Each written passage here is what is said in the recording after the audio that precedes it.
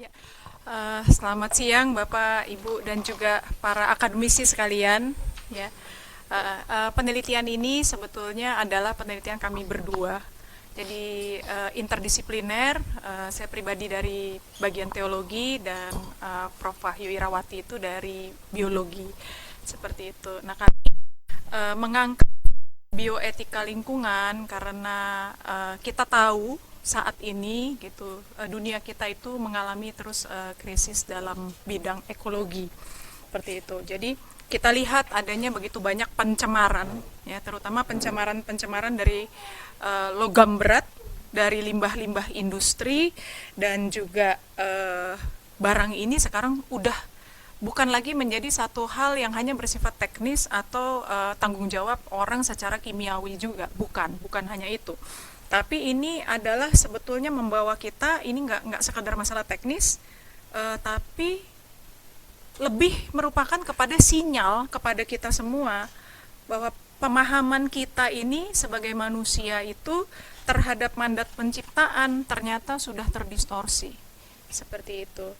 Nah, pertanyaannya sekarang adalah sebagai orang beriman, gitu, di mana sih letak tanggung jawab teologis kita di dalam menghadapi posisi pada saat relasi antara kita sebagai manusia yang diciptakan oleh Tuhan dan punya tanggung jawab itu kepada ciptaan yang sudah dipercayakan kepada kita itu saat ini menjadi retak di mana tanggung jawab kita. Nah, kami mengambil artikel yang berjudul Bioetika Lingkungan dan Tanggung Jawab Iman Kristen dengan subjudul Reinterpretasi Relasi Manusia dan Pemulihan Ekosistem Melalui Bioremediasi. Saya ingin mengajak kita semua untuk menanggapi dahulu bahwa kita tahu, kita melihat bahwa pencemaran logam berat dan limbah industri tadi itu ya kan sudah mencerminkan sebuah distorsi pemahaman kita sebagai mandat budaya. Dan ini tadi kita sudah sama-sama sepakati bahwa bukan cuma masalah teknis ya, dan itu tadi saya udah sempat share. Nah, tujuan kami di sini adalah kita mau mengkaji lagi tentang relasi kita sebagai manusia dengan kelestarian lingkungan lewat reinterpretasi atau bagaimana kita melihat sudut pandang kita yang baru nih terhadap mandat budaya sebagai dasar teologis penata layanan. Dan juga sekaligus kita mau evaluasi bioremediasi itu adalah praktek ilmiah yang sebetulnya secara tidak sadar adalah mencerminkan tanggung jawab iman kita di dalam pemulihan ekosistem. Nah, Bapak Ibu Saudara, kita ada 5 fokus kajian di sini.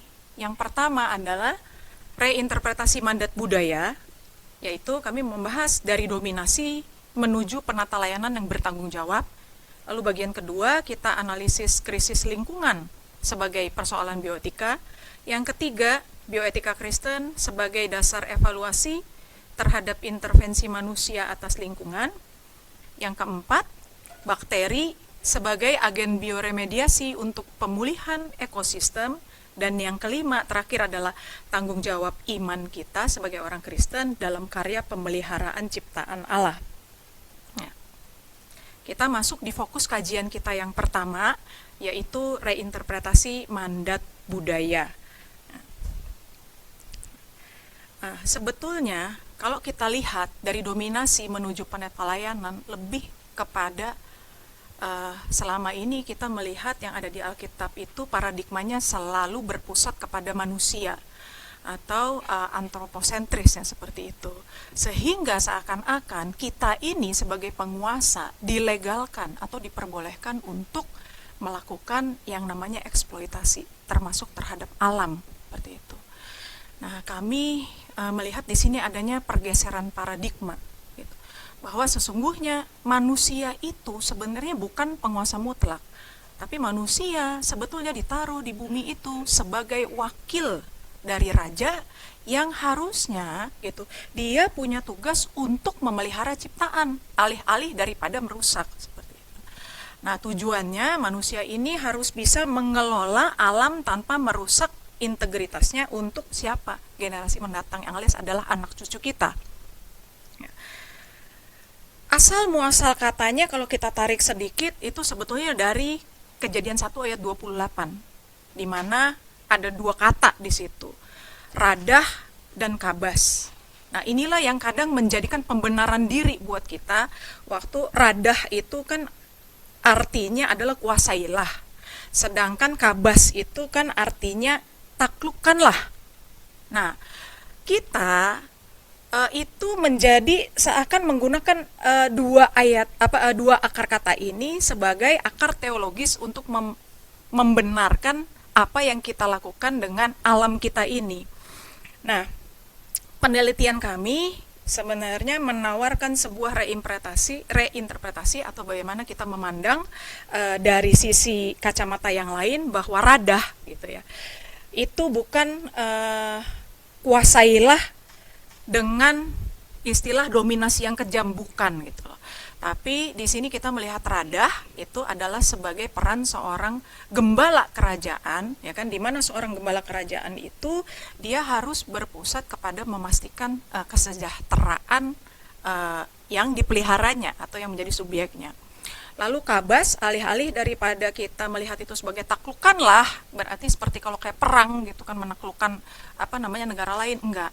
Tapi kita di sini diundang untuk mengusahakan dan memelihara sehingga potensi alam itu menjadi lebih berkembang, dan itu adalah bagi seluruh ciptaan. Nah, mandat ini sebenarnya adalah mandat penugasan untuk kita semua mewakili pemeliharaan Allah di bumi. Jadi kita sebagai manusia yang memang sudah diciptakan sesuai segambar serupa dengan Allah, seperti yang tadi ada di sesi pertama, Imago Dei tadi gitu. Martabat kita terletak kepada mandat etis kita untuk menjaga kelestarian alam tersebut. Jadi kita ini adalah seorang wakil raja yang tugasnya sebetulnya memelihara aset daripada milik Tuhan atau aset dari Sang Pencipta tadi. Martabat kita itu adalah sebagai gambar Allah ya, yang terletak pada mandat etis kita untuk tetap menjaga alam supaya tetap berkelanjutan. Pada saat kita gagal merawat alam itu, itulah sesungguhnya kita sudah melakukan pengingkaran terhadap identitas kita sebagai gambar Sang Pencipta. Ya. Nah, kita masuk kepada fokus kajian kedua tentang analisis krisis lingkungan sebagai persoalan bioetika. Apa yang kita alami sekarang? Ya, gitu. Nah, WHO sendiri itu punya ambang batas untuk kadar tembaga di organisme. Kami berfokus di pencemaran air, gitu. Jadi di organisme perairan itu sebesar 0,02 mg per liter. Nah, nggak usah jauh-jauh, di Bandung sendiri, Sungai Citarum, ternyata kadar tembaga ditemukan berkisar di antara 0,03 sampai 0,09 mg. Lebih parahnya lagi di sedimennya, berarti pengendapan, itu mencapai 45 sampai 130 mg per kilo. Nah, apa yang terjadi akhirnya kalau seperti ini? Ya kematian massal ya kepada ekosistem, ya kan, ikan-ikan yang ada di Sungai Citarum akibat pencemaran air sungai tersebut. Tidak hanya di Sungai Citarum, karena kita sekarang lagi berada di Bandung, tapi di Teluk Jakarta, konsentrasi tembaga di air laut 0,006 sampai 0,028 mg, sedimennya mengerikan sekali, 60 sampai 210 mg per kilo. Sungai Musi, apalagi dengan sekarang makin rame ya air. Sungai Musi itu kadar tembaga 0,0144 sampai 0,0274 mg per liter, sedimennya 65 sampai 270 mg per kilogram. Sungai Siak di Riau ya. Nah, ini kalau ini sebenarnya banyak kan ya gitu ya, dengan otomatis apa yang terjadi kalau seperti itu? Ya again adalah kematian ekosistem. Paling banyak, yang paling gampang kita lihat adalah kematian ikan. Nah, untuk dampak kepada ekosistem sendiri, tadi kita ngomongin ekosistem, ya, nggak hanya ikan. Dampak ini terjadi juga adanya proses yang namanya bioakumulasi dan biomagnifikasi. Terakumulasi di satu organisme, lalu kemudian organisme itu memakan lagi, jadi rantai makanan gitu ya, semakin tinggi rantai makanannya, terjadilah tumpukan atau biomagnifikasi dalam rantai makanan, sehingga logam berat itu akan semakin banyak kadarnya pada saat organisme itu berada di tingkat rantai makanan semakin tinggi. Nah, apa yang terjadi? Karena manusia itu ada di ujung. Apapun kita makan. Nah. Oh ya. Lalu resiko kesehatan bagi manusia sendiri itu adalah akumulasi tembaga ini jadi menyebabkan berbagai gangguan.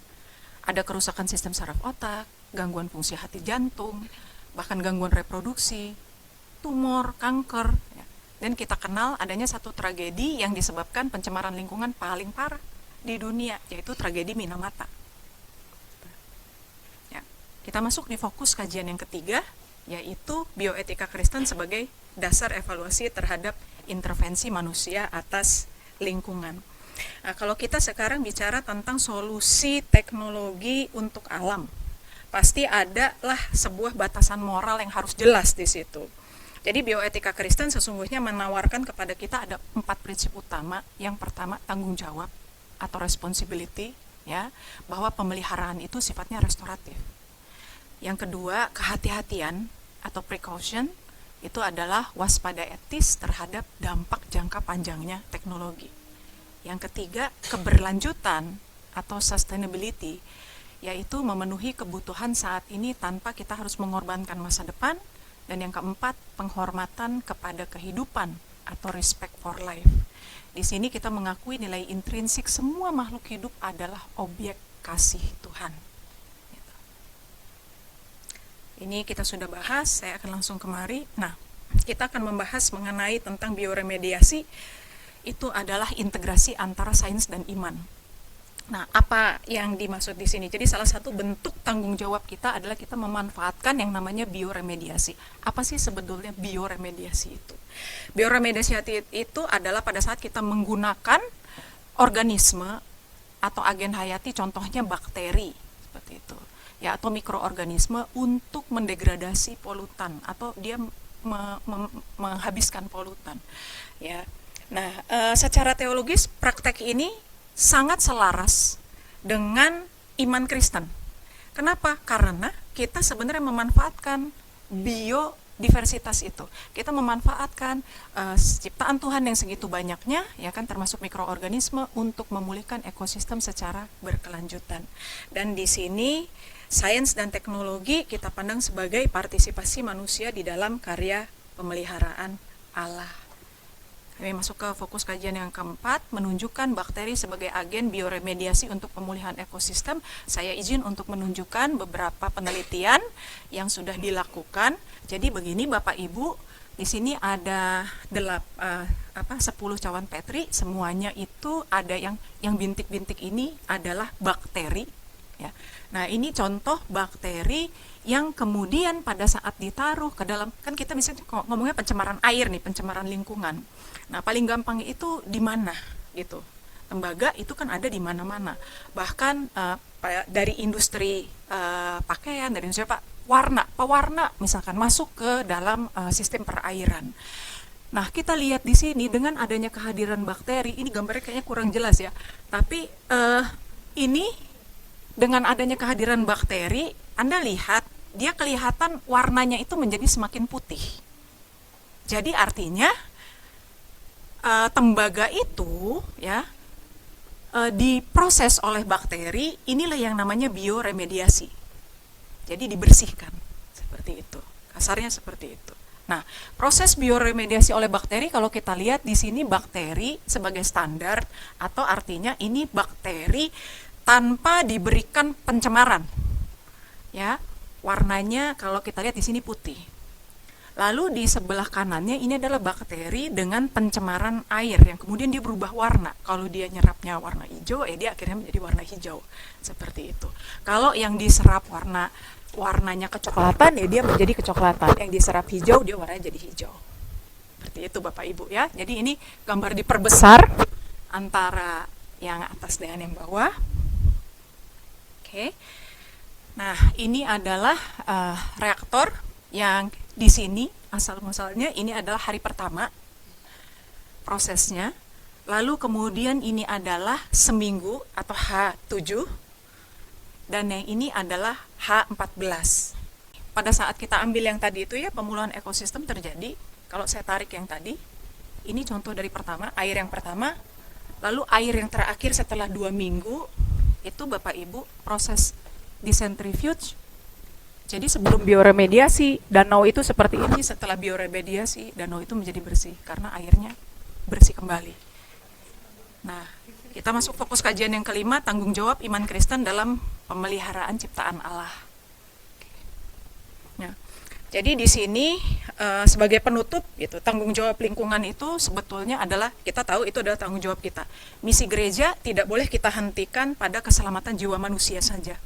Tidak selesai sampai di situ, tapi harus juga mencakup yang namanya misi ekologis. Jadi di situ yang pertama kita membutuhkan adanya metanoia ekologis, yaitu pertobatan gaya hidup dari gaya hidup kita yang konsumtif itu.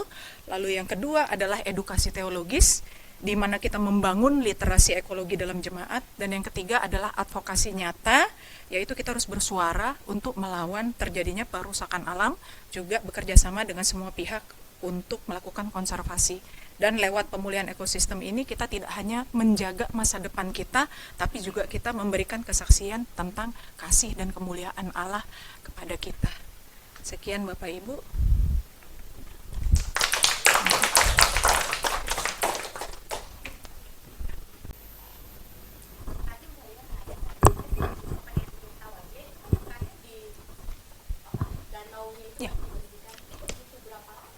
Jadi sebenarnya bukan langsung danaunya dibersihkan, Bu, tapi air itu kan kita sebelum pembuangan dari pabrik seperti itu ya, harusnya kalau bertanggung jawab itu kan ada ininya dulu, proses pengolahan limbah.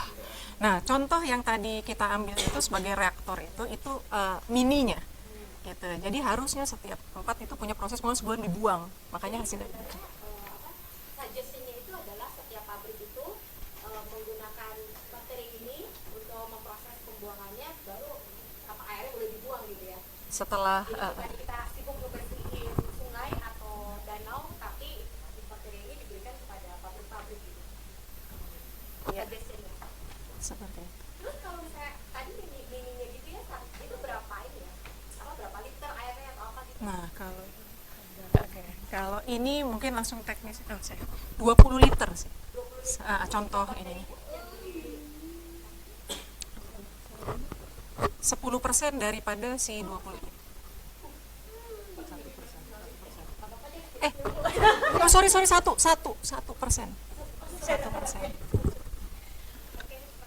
Ya. Apakah semua hanya logam tertentu aja, atau semua logam itu bisa? Terus kemudian apakah yang sudah jadi sedimen itu misalnya sudah diaplikasikan di situ, apakah sedimen itu juga termasuk yang akan mengalami degradasi?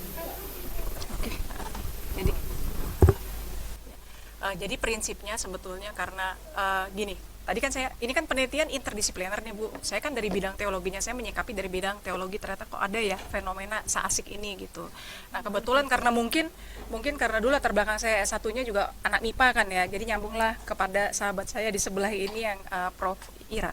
Nah, penelitian beliau ini adalah, saya jawab dulu, bukan sebuah penelitian yang memakan biaya besar, bukan gitu loh. Bahkan bakteri ini pun juga tidak terbatas kepada satu macam bakteri, tapi sangat banyak sekali ya, Prof, bakteri yang bisa digunakan, dan kegunaannya saya langsung jawab pada Ibu, itu tidak hanya untuk satu macam logam, tapi berbagai macam logam berat. Dan penelitian untuk hal itu sudah banyak dilakukan oleh sahabat di sebelah saya ini.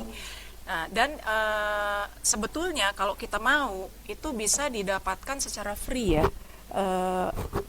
Prof ya, karena bakteri itu sebetulnya tersedia di alam. Makanya luar biasanya adalah tinggal kepada hikmat kita sebagai manusia, bagaimana kita ini mau memanfaatkan apa yang sudah Tuhan sediakan, seperti itu. Nah contohnya tadi makanya Prof itu mengambil sampel ya, lalu memasukkannya ke dalam bioreaktor dan melakukan percobaan itu. Nah, kenapa dilihat sangat bening sekali gitu kan? Ya itu karena ada proses lagi ya, Prof, di centrifuge itu ya, sehingga endapannya ke bawah. Kalau diambil dilihat di bioreaktor kelihatannya masih butek ya. Tapi sesungguhnya airnya itu sudah bening dan sudah consumable gitu loh, layak untuk digunakan manusia seperti itu. Penelitian ini, nah, apakah bisa masuk ke gereja? Saya rasa kalau memang gereja mulai untuk melirik dan maksudnya mau masuk kemari dan kemudian mengajak seperti itu sangat bisa sekali ya, Prof. Karena selama ini yang dilakukan adalah pengabdian kepada masyarakat dan ya kepada industri-industri yang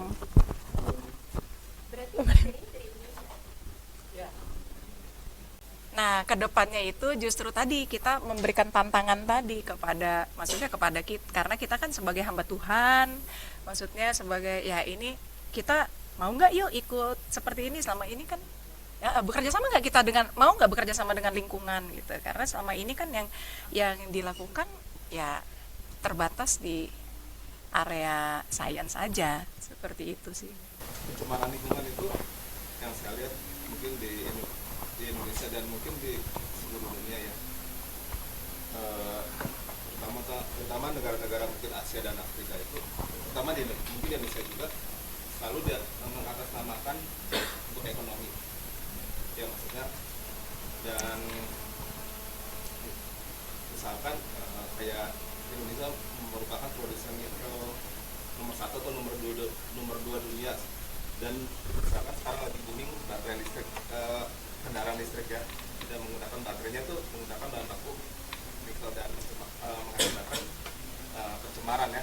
Kemudian juga apa yang kita punya itu mengandung namanya logam jarang ya, logam jarang rare earth ya, dan apa yang kita punya itu diproduksi, salah satu komponennya adalah kobalt.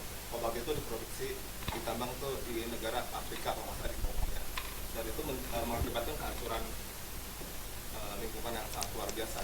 Bagaimana kita sebagai orang Kristen gitu, sebentar kita sangat membutuhkan HP, sebentar kita tahu gitu HP, mobil yang kita gunakan semuanya itu ya mengakibatkan kehancuran lingkungan itu juga seperti itu. Itu pertanyaan untuk Ibu Valeria, pertanyaan untuk Prof. Irawan. Iya. Mau bertanya, Prof, bagaimana dengan penggunaan ekoenzim untuk mengatasi pencemaran dari sungai-sungai? Karena saya lihat di beberapa berita, jadi banyak orang yang sekarang banyak orang yang membuang ekoenzim ke sungai itu. Apakah itu sangat efektif? Terima kasih. Saya jawab yang pertama dulu tadi, kalau mengenai masalah perlogam-logaman ya gitu. Bahkan segala aktivitas yang kita lakukan lah, percayalah gitu ya. Kita naik mobil, kita ngerem gitu. Itu aja dia melepaskan adanya logam tadi, salah satunya CO itu tadi. Nah, seperti yang sudah tadi dijelaskan sedikit bahwa setiap logam itu ya juga ambang batasnya kan berbeda-beda. Kebetulan yang kita ambil tadi di sini adalah si tembaga. Penelitian yang dilakukan memang spesialis di sebelah ini, spesialis bakteri, mikroorganisme dan kawan-kawannya itu sudah melakukan berbagai penelitian kepada bakteri yang makan logam apa, bahkan kepada mikroplastik, bahkan kepada ya semua polusi. Dan kebetulan kita juga tadi membatasinya kan hanya di air.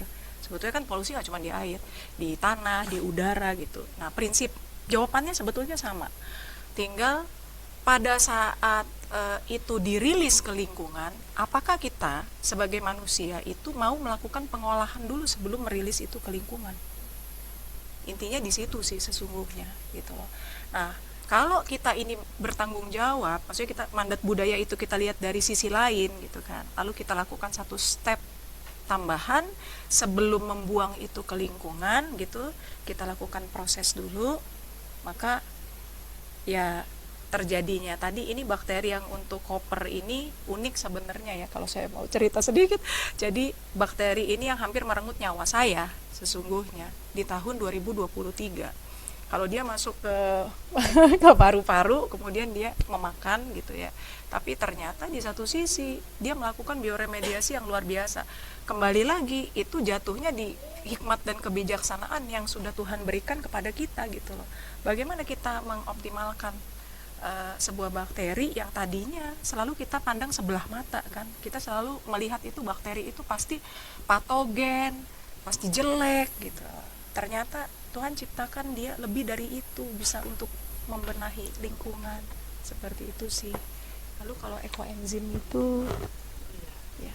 Terima kasih atas pertanyaan yang diberikan. Jadi saya akan memberikan sedikit klarifikasi mengenai hebatnya bakteri ini ya. Jadi bakteri itu punya sistem kehidupan yang alami, bisa mempunyai kemampuan untuk mengabsorpsi ataupun untuk mengubah sesuatu menjadi yang less toxic. Nah, kalau yang dijelaskan oleh Dr. Valerie itu adalah bakteri tersebut mempunyai kemampuan untuk mengakumulasi. Jadi mempunyai kemampuan mengakumulasi itu dia mempunyai khusus di membrannya itu ABC transporter yang bisa memasukkan semua kation 2+. Jadi kalau kita tahu logam berat itu hampir semuanya kation 2+, jadi harusnya kobalt juga bisa. Itu yang pertama. Yang kedua, selain mengakumulasi, yang kedua itu adalah untuk mentransformasi atau mendegradasi menjadi less toxic menggunakan enzim. Nah, kalau ekoenzim itu bisa diberikan sejauh mekanisme bakteri terhadap pencemar tersebut bisa dilakukan menggunakan enzim. Jadi semua pencemar itu tidak bisa langsung diakumulasi, bisa juga dia dengan cara degradasi atau diubah menjadi sesuatu yang less toxic. Ketika mekanisme yang kedua yang diharapkan di lingkungan, maka ekosistem itu, ekoenzim itu bermanfaat.